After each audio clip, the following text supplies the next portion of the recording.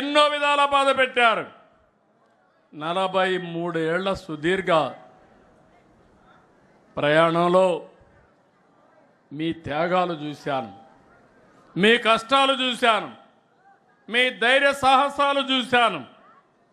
అదే సమయంలో అంతకు మునుపు కంటే 2019-24లో మీరు పడిన బాధలు చూశాను. అనునిత్యం ఎన్నో ఇబ్బందులు వచ్చాయి. మీ ఆస్తుల్ని విధ్వంసం చేశారు. కడాన మీరు చూస్తే చంద్రయ్య లాంటి వ్యక్తి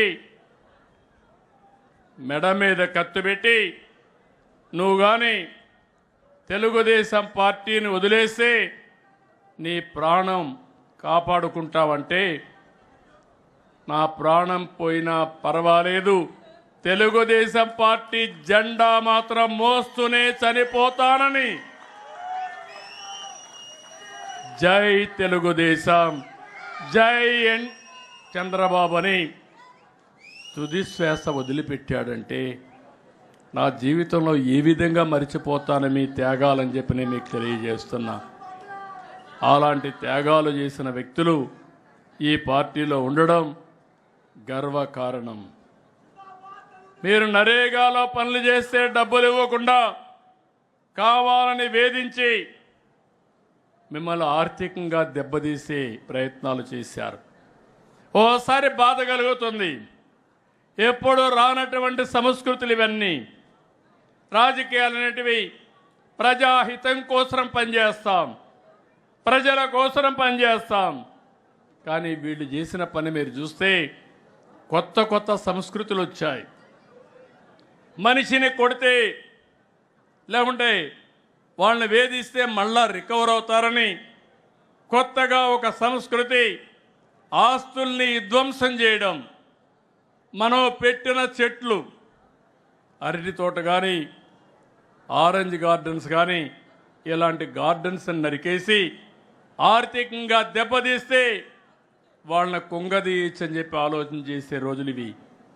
అయినా కూడా మీరు ఏమాత్రం భయపడకుండా నరేగాలో డబ్బులు ఇవ్వకపోయినా, నీరు చెట్టు డబ్బులు ఇవ్వకపోయినా, మీ ఆస్తులు విధ్వంసం చేసినా మీరు ఒకటే ఆలోచించారు, ఈ రాష్ట్రం బాగుంటే మళ్ళా నేను సంపాదించుకుంటాను, నా ఆస్తి పోయినా పర్వాలేదు, నా రాష్ట్రం బాగుండాలని తప్పించిన మిమ్మల్ని నా జీవితంలో ఎప్పుడూ మర్చిపోలేను.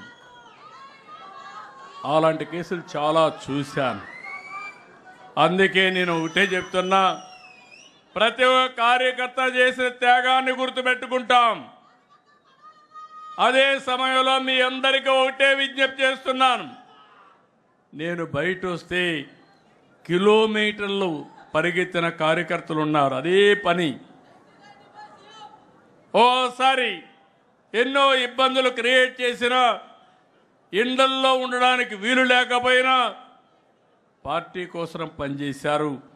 ఎన్నో కేసులు పెట్టారు.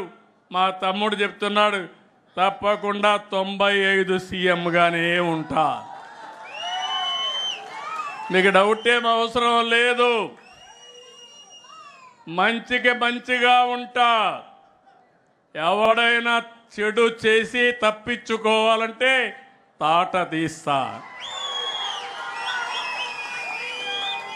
దాంట్లో సందేహం లేదు. శ్రీకృష్ణుడు కూడా తప్పలేదు, దేవుడికే తప్పలేదు.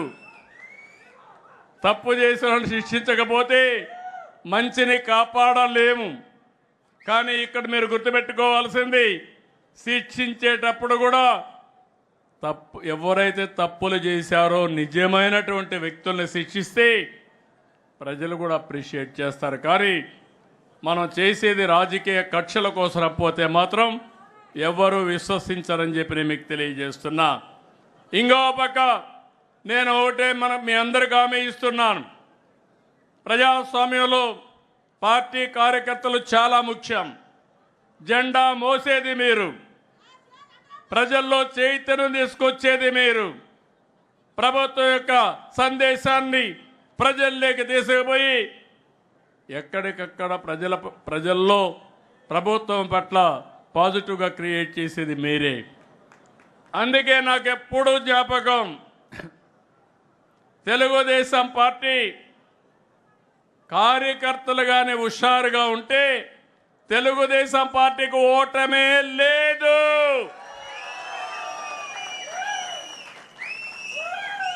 ఎప్పుడైతే కార్యకర్తలు హుషారు తగ్గుతుందో, జోష్ తగ్గుతుందో, అప్పుడే కొద్దిగా అపోజిషన్ పార్టీకి కొమ్ములు వస్తాయి. అందుకే నేను మిమ్మల్ని ఒకటే కోరుతున్నా, మిమ్మల్ని అన్ని విధాలా ఆదుకునే బాధ్యత కుటుంబ పెద్దగా తెలుగుదేశం పార్టీ తీసుకుంటాం. అదే సమయంలో మీకు గౌరవిస్తాం. వేదిక పై నుండి అందరికీ చెప్పాను, చెప్తూనే ఉన్నాను అందరు మంత్రులు కూడా, కార్యకర్త ఫస్ట్, నాయకుడు తర్వాత. నాయకులు వస్తూ ఉంటారు, కానీ కార్యకర్తలు మాత్రం శాశ్వతంగా ఉంటారు. అదే సమయంలో కార్యకర్తలు ఆలోచించాల్సింది ఈరోజు, రేపు, ఎల్లుండి ఆలోచించండి, ఈరోజే ఆలోచించద్దండి. ఆ విషయంలో కూడా అందరం కూడా క్లారిటీ ఉండాల్సిన అవసరం ఉంది.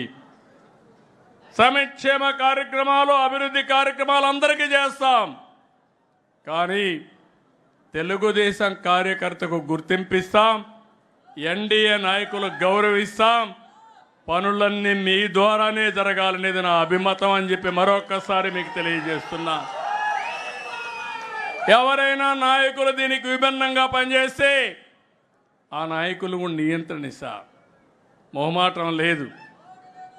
తెలుగుదేశం పార్టీకి ఒకటే, శాశ్వతంగా ఉండాలి. మనం ట్రస్టీలు మాత్రమే, మనం పెత్తదారులు కాదు. తెలుగుదేశం పార్టీకి ఒక సిద్ధాంతం ఉంది. ఆ సిద్ధాంతం ప్రకారం కొత్తగా వచ్చిన వాళ్ళు కానీ పాత వాళ్ళు కానీ అందరూ అనుసంధానం కావాలి. అప్పుడే ఈ పార్టీ శాశ్వతంగా ఉంటుందని చెప్పి కూడా నేను మీకు తెలియజేస్తున్నా. అందుకనే మళ్ళీ మీ అందరికి హామీ ఇచ్చేది, ఎన్నికల ముందు కొన్ని హామీలు ఇచ్చాం ప్రజలకి, సూపర్ 6 హామీలు ఇచ్చాం. ఆ రోజు బయట నుంచి చూస్తే నాకు అనిపించింది అన్నీ చేయగలుగుతామని. నేను అనేక సార్లు చెప్పాను, అభివృద్ధి జరగాలి, సంపద సృష్టించాలి, ఆదాయాన్ని పెంచాలి, పెంచిన ఆదాయం ద్వారా సంక్షేమ కార్యక్రమాలు చేసి మళ్ళీ అభివృద్ధి ఖర్చు పెడితే నిరంతరం ముందుకెళ్తుంది.